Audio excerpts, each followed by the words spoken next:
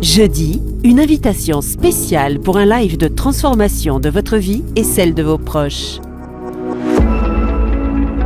J'ai le plaisir de vous inviter pour un live spécial transformation le jeudi 2 février à 21h, heure de Paris. Oui, Dieu est celui qui transforme. Il peut changer les vies les plus sombres. Il peut prendre les personnes les plus perdues et les amener à son admirable lumière. Alors joignez-vous à nous. Je serai avec Franck Poulain et Yanis Gauthier pour croire pour le salut de ceux que vous aimez, pour la transformation de ceux pour qui vous priez. Alors rendez-vous jeudi 2 février à 21h, heure de Paris.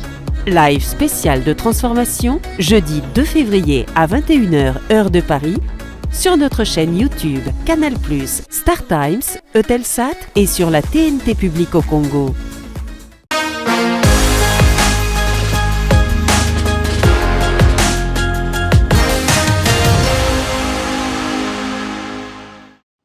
Bonjour à tous.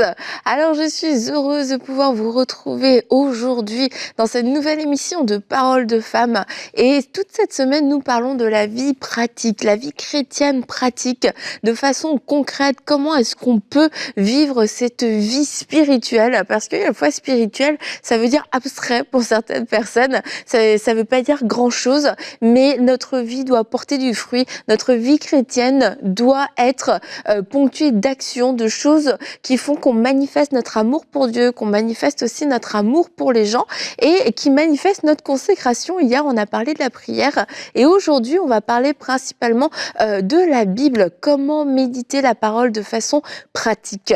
Et bonjour à vous les filles, bonjour Aurélie, bonjour Nadine. De façon pratique, vous servez le Seigneur aujourd'hui en étant présente sur ce plateau et je suis contente que vous ayez décidé de le faire de façon concrète. Et voilà, quelquefois on se dit mais c'est quoi de façon concrète? C'est qu'il doit y avoir un fruit, il doit y avoir quelque chose de tangible qui doit sortir de notre vie. Et la vie spirituelle, ça peut pas juste être aimer Jésus dans notre cœur et qu'il y ait rien en fait qui puisse, qu'il y ait rien de tangible pour nous mais aussi pour les autres. Dans notre vie, ça doit changer quelque chose dans notre horaire, dans nos gestes, dans la gestion de notre argent aussi, dans nos paroles. Il doit y avoir quelque chose de concret qui en sort. Et avant qu'on aille à la parole de Dieu, qu'on aille à la façon dont on peut méditer la Bible, je voulais revenir un peu sur le sujet dont on a parlé hier, la prière, parce que dans Paroles de femmes, on a beaucoup encouragé, on vous a beaucoup encouragé à saisir tous les moments possibles pour pouvoir prier, pour pouvoir trouver ce temps avec le Seigneur et puis à s'enlever cette pression. Et puis je vous encourage toujours à le faire. Mais je vous encourage aussi à ne pas avoir que cette vie de prière parce que ça fait partie de la vie de prière de se dire pendant que je cuisine, je vais prier, pendant que je conduis, je vais prier, pendant que j'endors mon enfant, je vais prier. Mais il y a aussi une vie de prière où, comme la Bible nous le dit, comme Jésus l'a dit, je ferme la porte, je vais dans ma chambre et je vais fermer la porte. Un moment de qualité, un moment où je ne fais pas autre chose, un moment où je me concentre sur le Seigneur, où c'est pas un petit coup de fil entre deux et où je remue ma casserole d'une main, que je surveille un enfant de l'autre. Non, c'est un moment où vraiment je donne toute mon attention au Seigneur, un temps de qualité où on se regarde face à face, on n'est que tous les deux. Et c'est important de pouvoir rechercher ces moments, pas dans la culpabilité, pas dans la condamnation, mais de se dire, Seigneur, où sont ces moments dans ma journée? Parce que j'ai besoin d'avoir ces moments où c'est que toi et moi, où je suis pas en train de faire autre chose, des moments où si j'ai envie de pleurer dans ta présence, je vais pleurer, parce que quand on est en voiture et qu'on pleure, c'est dangereux. Et si je suis en train de faire autre chose, quelquefois, j'ai du mal peut-être à me laisser saisir par le Saint-Esprit et on a besoin de ces moments. Alors je vous encourage, oui, à prier en tout temps, en toutes circonstances et puis à le faire sans vous sentir mal à l'aise, mais aussi avoir cette soif de vivre plus et d'identifier ces moments dans vos journées où vous pouvez avoir ces temps de qualité avec le Seigneur. Donc voilà, je voulais revenir par rapport à la prière sur ça et puis voilà, on peut maintenant parler on peut parler d'autre chose, j'ai dit ce que j'avais à dire. Comment méditer la Bible de façon concrète et comment est-ce qu'on peut le faire? Je vous écoute. Déjà, je trouve que c'est bien le rappel que tu as fait par rapport à hier, parce que dans le cas de la méditation de la parole, c'est un peu ça, dans le sens où il y a des choses qui vont arriver parce qu'on s'est assis pour les saisir en fait. C'est que des fois, la Bible dit dans le psaume 1, voilà, heureux l'homme qui ne marche pas voilà, selon la compagnie des méchants et tout ça, des moqueurs, mais ça dit que qu'il trouve sa joie dans la loi de l'Éternel et qu'il la médite jour et nuit. Et du coup, le fait qu'il médite cette parole, ben, il y a un résultat. Le résultat, voilà, c'est qu'il va porter du fruit en sa saison, etc. Donc, c'est pour dire que c'est important de méditer la parole. Des fois, aujourd'hui, je crois qu'à l'époque, peut-être, on a amené notre cahier à l'église, on prenait des notes quand le pasteur prêchait, et puis on rentrait à la maison, on relisait nos notes. Mais aujourd'hui, voilà, on a notre téléphone pour consulter la Bible, le verset. Et des fois, on est tellement dans l'écoute qu'on ne prend pas le temps de s'asseoir vraiment et de noter des choses et de dire, ah tiens, je vais repasser sur ce verset. Je vais vraiment creuser davantage. Et comme ça, on emmagasine beaucoup d'informations, mais il y a peu qui restent en fait en dedans de nous. Et donc, la méditation de la parole va justement aider à ce que cette information reste. Donc, de façon concrète, c'est que j'ai vraiment un cahier, j'ai vraiment un stylo ou bien si tu le fais à l'ordi, si t'es à l'aise avec ça, mais du coup, vraiment, je prends le temps d'écrire en fait. Je prends le temps de prendre un verset et avec l'aide de Dieu, avec l'aide du Saint-Esprit, comme on a dit par rapport à la prière hier, mais Seigneur, ok, conduis-moi dans ce verset ici. Et puis j'écris, ok, en quoi ce verset s'applique à moi? Qu'est-ce que ça veut dire? Qu'est-ce que ce verset me dit par rapport ou ce passage me dit du caractère de Dieu? Qu'est-ce que ça veut dire pour ces personnes-là? Mais qu'est-ce que ça veut dire pour moi aujourd'hui? Qu'est-ce que j'en retire comme élément, etc.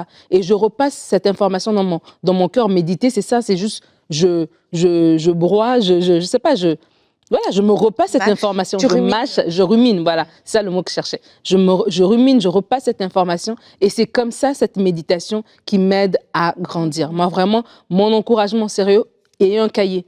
Ayez des temps, comme Annabelle l'a dit, oui, des temps pour prier, mais des temps aussi, oui, où vous méditez la parole, où vous ouvrez votre Bible papier avec votre cahier, avec votre stylo et vous repassez sur certains versets et vous les méditez en fait. Vous creusez cette parole-là, mais après vous laissez le Saint-Esprit vous aider à méditer cette parole pour que vous la reteniez, pour que vous puissiez l'appliquer dans votre propre vie en fait.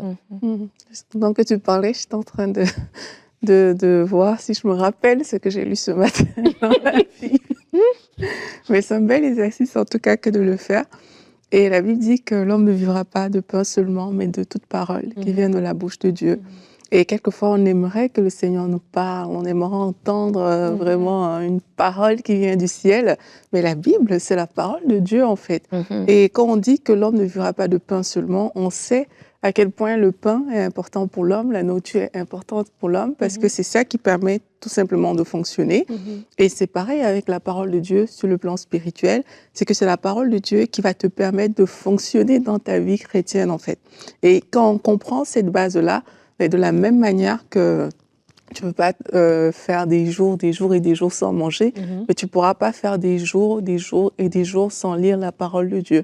Et il ne faut pas que ça devienne un fardeau, il ne faut pas que ça devienne quelque chose de trop difficile ou trop compliqué, mais si on pouvait réussir à juste faire rentrer la parole déjà dans sa routine, moi je pense que ce serait déjà quelque chose de très bien. Là on parle des choses pratiques, de comment faire de façon pratique. Et quelquefois, justement, on va parler comme on parle et puis les gens vont voir ça comme si on mettait des fardeaux sur eux, en fait. Mais quand on comprend le pourquoi on fait des choses, c'est tellement plus facile de faire rentrer ça dans son quotidien et ça devient simple. C'est plus quelque chose de lourd, ça devient vraiment simple. Et en tout cas, ma prière pour vous, c'est que la lecture de la parole de Dieu devienne simple. Et beaucoup de personnes, justement, trouvent ça peut-être difficile parce qu'on lit, c'est comme une histoire qu'on est en train de lire, on a compris l'histoire. C'est un peu le principe, même comme aux enfants, c'est quelque chose qu'on grandit avec. La Bible nous a toujours été présentée, un peu comme le petit qui veut dormir le soir. On prend une histoire de la Bible, on lit et on grandit comme ça, en sachant que, ok, la Bible, c'est quelque part une histoire qu'on a et on a la connaissance, mais on n'a pas toutes les révélations derrière. Pourtant, quand on lit la Bible, la vie doit se saisir de nous. Parce que c'est la parole de Dieu, c'est la parole de vie. À qui irions-nous? Tu as des paroles de la vie. Si tu réalises que dans la Bible, il y a la vie, et une vie qui est importante pour toi, ta façon de méditer la parole va changer, ta façon de la vivre va changer. Quand on ouvre la Bible, on demande au Saint-Esprit, mais Saint-Esprit, lisons ensemble. Explique-moi ces choses que je ne connais pas ou que je ne comprends pas. Certaines personnes vous ne savez même pas par où commencer forcément, mais pose la question à Dieu. Seigneur, on médite sur quoi? Moi, je le fais souvent. Quand je finis un livre, je pose la question à Dieu. Seigneur, on lit quoi? C'est quoi la suite de ce qu'on va lire? Certaines personnes vont juste dire, on va lire la Bible en un an, par exemple. C'est super, c'est très bien. Quand on veut se donner des bonnes disciplines, c'est super. Mais demandez parfois à Dieu, Seigneur, sur quel sujet est-ce que tu veux qu'on médite? Et vous allez voir que parce que vous êtes volontaire dans votre vie de méditation, ben là, le Saint-Esprit va vous communiquer des choses dans votre cœur. Il y a des choses qui vont monter dans vos cœurs. Peut-être un prédicateur va dire, OK, Deutéronome, et ça va peut-être vous parler à vous. Et vous saurez que c'est Deutéronome que vous devez lire pendant cette saison. Et quand vous l'ouvrez, comme Nadine disait tout à l'heure, demande au Saint-Esprit de juste venir et tu lis avec lui. Et puis tu lui poses des questions là où tu ne comprends pas. Tu parles, que ce soit une communication avec Dieu. N'oublions pas, on a vu ça hier, la vie chrétienne, c'est une relation avec Dieu. Et qu'on est en relation avec Dieu, c'est sa parole. Ça veut dire qu'il est le mieux placé pour nous expliquer ces choses, en fait. Donc, Seigneur, qu'est-ce que ça veut dire? Pourquoi est-ce que ça a été écrit? Et dans ce questionnement, vous allez voir que vous aurez à cœur de faire des choses. Je me rappelle, il n'y a pas très longtemps, je lisais le livre de Daniel. Et quand j'ai commencé à lire à partir de Daniel de 7 jusqu'à 12, ben, j'ai vu qu'il y a beaucoup de visions, des choses comme ça. Moi, je ne comprenais pas tout. Et puis, il y a beaucoup de noms, un peu, vous voyez, certains noms durs à prononcer, toutes ces choses-là.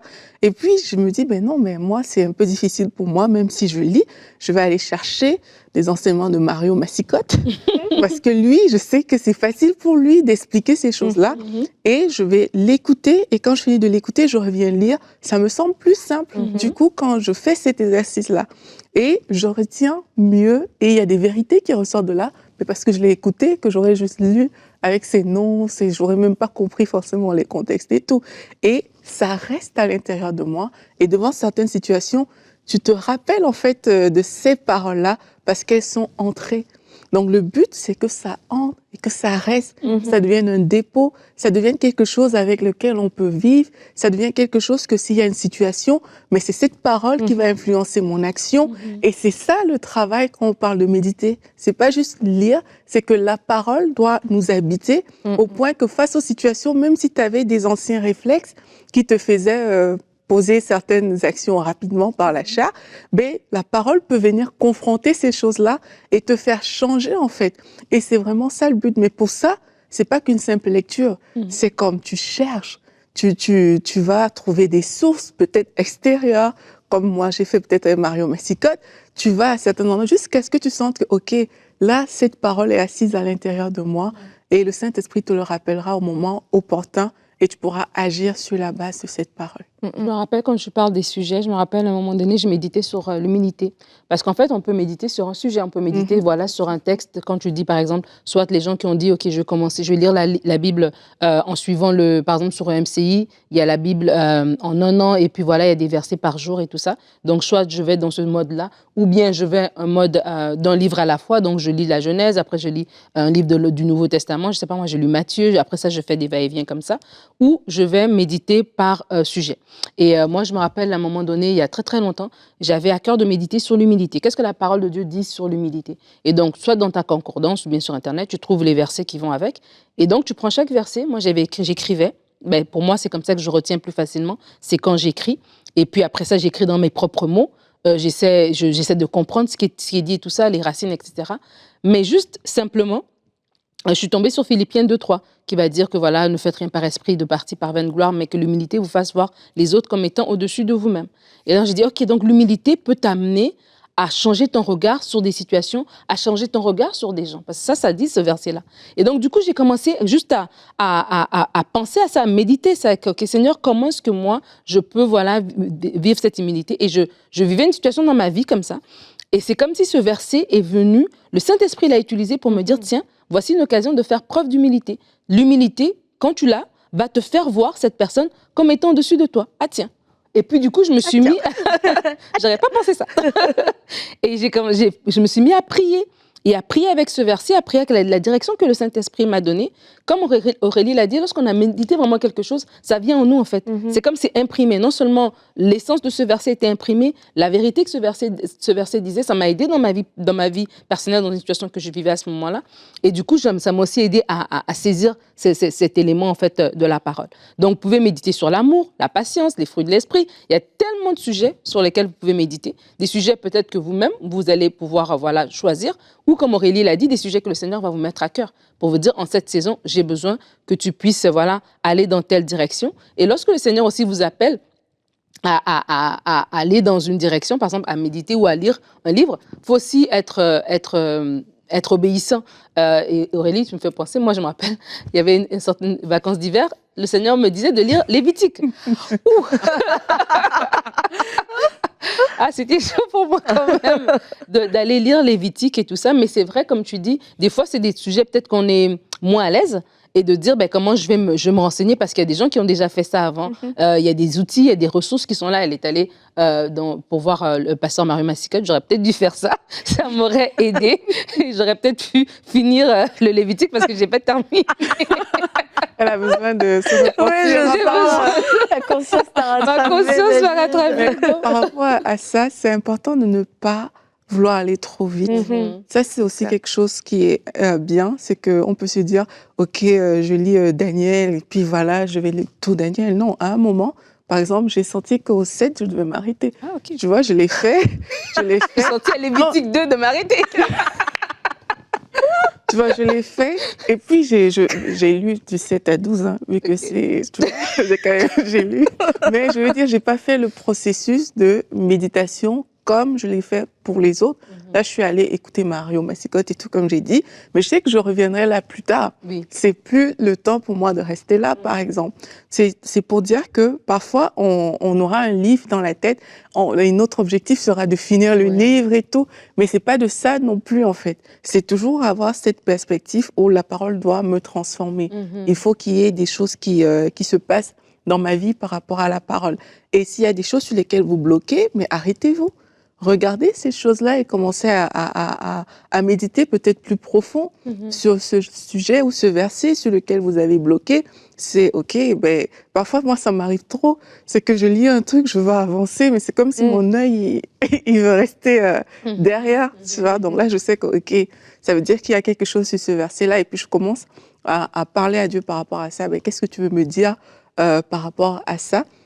Et c'est tellement important. Et j'encourage aussi les gens quand on parle de méditer la parole de façon pratique, quand on prie par rapport à ce qu'on vient de lire, pour moi, c'est comme si ça assoit cette parole à l'intérieur de nous. Et le but de la parole, ce n'est pas la connaissance, c'est la transformation. Ça, c'est vraiment important. Le but de tout ce qu'on lit dans la Bible, c'est pas pour avoir beaucoup de connaissances, sinon c'est juste ton orgueil que tu es en train d'alimenter par cette connaissance-là. C'est « je veux être transformé ». Je lis la Bible, je dis « Seigneur, je lis ça ». Je te disais l'autre fois que, toujours avec mon fameux livre de Daniel, j'ai lu quelque chose et puis je disais, ah mais Seigneur, moi j'aurais pas réagi comme ça.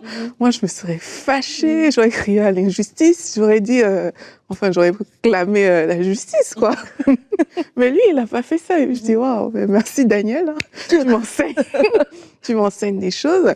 Mais c'est ça, c'est que le but, quand on lit, c'est pas, demain, je vais aller prêcher à mon groupe de jeunes. C'est ça. Et puis, je vais leur parler de ça, je vais leur enseigner ça. Non, c'est à quel niveau, moi, est-ce que cette parole-là vient me chercher? À quel niveau ça me transforme? Et si vous sentez qu'il faut rester dessus, restez là. Parce que c'est de là où va sortir un bon fruit. Je me rappelle, pendant un temps, je restais beaucoup sur l'amour et les fruits de l'esprit. C'était comme tout le temps. Et aujourd'hui, je le sais, par exemple, que certaines fois, quand je suis appelée, je vais vous avouer un petit truc, quand je suis appelée à rencontrer certaines personnes, il faut que je le lise avant d'aller. Parce que tu vois, c'est une disposition que le Seigneur va me donner. Mais ces personnes-là te sont reconnaissantes. une disposition que j'aurai, je vais pouvoir me le rappeler parce que ce sera vrai. Et voilà, les choses vont bien se passer. Donc, si on a une rencontre avec Aurélie, Ensuite, je vous dis, je vais méditer dans 1 Corinthiens 13. Posez-vous des questions. t'as lu quoi ce matin? Daniel. Et tu disais une chose, Aurélie, c'était de prendre son temps. Et je pense que ça, c'est hyper important. C'est un peu comme la prière au final, parce que méditer, c'est notre relation avec Dieu. Ça va vraiment ensemble. Et quand tu lis pour lire ou quand tu lis de façon intellectuelle, bah, ça t'énerve qu'au 2e verset que tu lis, tu sens qu'il y a quelque chose, tu as envie d'aller au moins jusqu'au bout du chapitre, parce que c'est ça que tu veux faire avant de pouvoir fermer ta Bible, c'est que je veux finir mon chapitre, mais tu sens que c'est pas la direction du Saint-Esprit, et c'est la méditation qui est efficace. Oui, il peut y avoir un cadre, il peut y avoir une discipline, mais c'est soumis au Saint-Esprit, et c'est le Saint-Esprit qui nous dirige. Même si je suis en train de lire, en ce moment, je suis en train de lire les fruits de l'Esprit, je suis dans Galates, mais si ce matin, il y a un matin, je sens dans mon cœur, non, c'est pas ça aujourd'hui. C'est pas ça la parole du jour. Ah non, ben moi c'est mon, c'est comment on dit, c'est ma discipline. C'est ça comme ça que je veux méditer. Mais en fait, la base d'une méditation qui est efficace, ça va être, elle est soumise et inspirée par le Saint-Esprit. Maintenant, dans le cadre et la discipline qu'on a, le Saint-Esprit nous parle, mais c'est de pouvoir s'ajuster, de prendre le temps. Ça, c'est quelque chose aussi qui va beaucoup nous aider. C'est ce qui permet à la parole, plutôt que de la lire, ah ouais, c'est bien, waouh, c'est fort, waouh, mais tu finis, 1 heure après, tu sais même plus ce que tu as lu, c'est comme, ouais, il faut que tu ailles chercher au plus profond, alors que quand tu t'es arrêté et que tu as pris le temps de te poser des questions, tu as pris le temps de réfléchir. Réfléchir, c'est bien. Réfléchir à la parole de Dieu, c'est bien. Quelquefois, on a tellement le côté inspirationnel, révélation, que de réfléchir, on a l'impression que c'est comme si on est en train d'intellectualiser la parole. Mais non, en fait, c'est qu'on est en train de laisser la place à la parole de descendre, se dire, bah, à la première lecture, je suis pas sûre d'avoir tout saisi. Saint-Esprit, c'est quoi? Puis tu repasses la parole, t'y penses, qu'en fait, t'en parles avec d'autres gens. Le fait de parler de ce que tu ressens par rapport au verset. Tu peux avoir des interrogations. On peut même quelquefois ne pas être d'accord avec ce qu'on lit. Et moi, il y a des versets que je lis, franchement, c'est comme... Oh, je suis pas sûre, mais je sais, au final, dans mon cœur, c'est une fondation. La parole est vraie, donc je sais que c'est moi qui vais me soumettre. Mais plutôt que de me dire et de me convaincre, non, Annabelle, t'es d'accord, mais je sens qu'il y a une forteresse en moi qui s'élève contre la parole, et c'est pour ça que cette parole ne peut pas porter du fruit, parce que il y a quelque chose en moi qui s'élève. Il y a soit un mensonge, soit une forteresse ou une espèce de pensée humaine qui dit non, ça peut pas être faisable, ça peut pas être possible. Bah, de le dire vraiment, non, bah, moi, Saint-Esprit, au jour là, je suis pas d'accord. Et montre-moi parce que je veux m'aligner à la parole, je veux me soumettre, et du coup, bah, le Saint-Esprit va commencer à te montrer, ok, t'es pas d'accord à cause de ça. Et là, bah, tu te repens, tu t'humilies, tu te dis, ah ouais, Seigneur, c'est à cause de ça, c'est parce que des fois, j'ai de l'orgueil, ou j'ai reçu un enseignement, et que j'ai cru, puis j'ai jamais pris le temps d'aller voir dans la parole, puis en fait, je me rends compte que c'était pas du tout biblique. Et c'est de savoir cette conversation honnête, et puis de se dire, ok, où j'en suis par rapport à cette parole, plutôt que d'être dans un marathon. Je lis mon verset, je lis tout. Tu sais, t'aurais pu ingurgiter Daniel. Tu sais, je sens là que cette semaine je dois lire Daniel. Ok, je vais le lire en 1 jour, comme ça c'est fait. Après, je peux passer à autre chose. Mais ce que le Seigneur voulait te communiquer, il n'aurait pas pu le faire si tu avais été dans une espèce de performance. Et la méditation prend du temps. Et ça aussi, des fois, faut être conscient de ça. Il y a la lecture de la parole. On peut dire, voilà, aujourd'hui, je vais lire voilà, ce chapitre, ce verset, peu importe. Mais la méditation, c'est autre chose. Ouais, c'est ça, on peut écouter de façon audio aussi la parole. Mais la méditation, c'est autre chose. Donc, c'est pour ça qu'il faut faire la différence. Parce que des fois, on agit, on veut appliquer à la méditation des principes qu'on applique juste à la lecture de la Bible. Donc, je peux lire pour lire. J'ai envie de lire l'histoire, voilà. Je lis, je sais pas moi, les évangiles, je vais lire l'histoire des miracles de Jésus. Je peux lire pour lire. Mais quand je vais lire pour méditer, je dois être conscient que c'est un rythme que le Seigneur va me donner, en fait, parce que c'est au fur et à mesure que les choses vont descendre dans mon cœur qu'on va avancer, en fait, parce qu'on n'est pas à la course. L'idée, c'est de recevoir. Et je voulais juste revenir sur ce qu'Aurélie a parlé de la transformation. Ça, c'est tellement important. Que lorsqu'on lit la parole, c'est vraiment pour cette transformation-là. Et cette transformation, elle vient par la révélation que le Saint-Esprit nous donne de sa parole.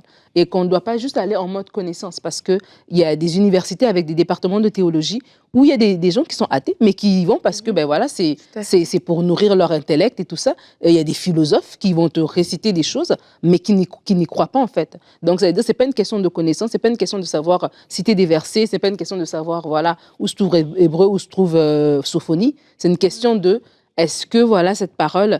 je la lis en sachant que je disais hier. Il y en a qui vont dire Sophonie, de quoi elle parle? C'est même pas dans la Bible. Allez découvrir. de dire, en fait, elle doit me transformer, cette parole. Comme on a parlé hier par rapport à la prière, c'est la même chose par rapport à la parole, en fait. Et de savoir, comme on a dit hier, que quand on prie à Dieu, à qui on s'adresse, la parole, c'est la parole de Dieu. Cette parole, elle est vivante, elle doit produire un effet dans ma vie. Et lorsqu'on a cette disposition de cœur, je crois qu'on soit un chrétien de 20 ans ou un chrétien de 2 mois, on va tous recevoir en fait des bénéfices de cette parole. Et à vous tous qui dites, j'ai déjà lu la Bible, toute la Bible une fois, c'est pas ça, méditer la parole. Il y a beaucoup de gens comme ça qui disent, ah oui, non, je connais la Bible, j'ai déjà lu, mais quand on parle de méditer la parole, comme on a vu, on parle d'un exercice avec l'Esprit de Dieu. Et l'Esprit de Dieu va venir mettre en lumière des choses. Vous pouvez relire les mêmes versets et le Saint-Esprit va vous révéler de nouvelles choses, en fait, en fonction de votre vérité présente, en fonction de ce que vous vivez, etc. Et j'aimerais aussi dire que la Bible dit qu'on donnera à celui qui a.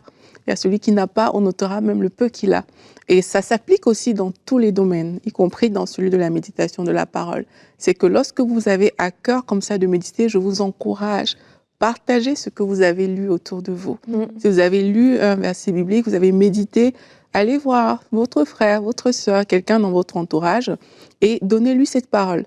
Parce que vous êtes quelqu'un qui donne, qui partage, vous allez voir que vous serez encore plus de révélation, plus de ces choses. Quand, par exemple, j'ai un groupe d'études bibliques, quand j'ai commencé à le faire, je ne savais pas que j'allais recevoir autant de révélations de Dieu. Et c'est plus tard que j'ai compris que parce que je me suis positionnée comme un donneur, comme quelqu'un qui partage aux autres, le Seigneur me remplit en fait, parce qu'il augmente à ça. Mais si je ne m'étais pas positionnée comme ça, si vous ne vous positionnez pas comme un donneur, même le peu que vous avez, vous allez le perdre parce que vous n'êtes pas quelqu'un qui partage cette parole-là, vous n'êtes pas quelqu'un qui déverse ce que vous avez médité ou ce que vous avez lu dans la vie des autres. Je ne vous demande pas d'ouvrir forcément des groupes d'études bibliques, pourquoi pas, si c'est ce que Dieu vous met à cœur, mais ayons cette bonne habitude de parler de la parole, d'avoir des gens autour de nous qu'on peut appeler et qu'on parle de la parole. On peut dire, OK, moi j'ai médité sur telle chose, mais il y a telle chose qui m'a interpellée et tout. En faisant ça aussi, ça veut dire que vous avez retenu ce que vous avez lu et ça veut dire que cette chose s'est enracinée à l'intérieur de vous et comme on l'a dit, ça va produire une transformation face aux circonstances, face aux situations où vous direz, mais peut-être j'aurais dû réagir différemment. J'aurais dû agir comme Daniel dans ce cas-ci. J'aurais pas dû faire comme j'ai l'habitude de faire. Et c'est le but final, c'est qu'on soit transformé pour faire ce que le Seigneur nous appelle à faire, pour le ressembler davantage. Et c'est vraiment important que de passer par la parole pour ça, en déversant également dans la vie des autres. Et puis de façon aussi peut-être plus pratico-pratique par rapport à tout ce qu'on a pu partager, c'est de choisir un moment où vous êtes le meilleur moment pour vous pour pouvoir lire, parce que quand on lit quelquefois, on veut méditer, il est tard le soir, on comprend plus rien, on n'arrive plus à aligner 2 mots et on se dit tiens, je vais méditer maintenant, mais en fait on est trop fatigué. Donc si on veut le faire de la bonne façon, de façon efficace, choisissons un moment de la journée où on est alerte, où on a notre pleine capacité, et puis aussi d'avoir une version ou plusieurs versions de Bible qui vont pouvoir, qui sont accessibles, qui peuvent nous parler. Moi, j'ai pas la version parole de vie mais je vais régulièrement voir quand même.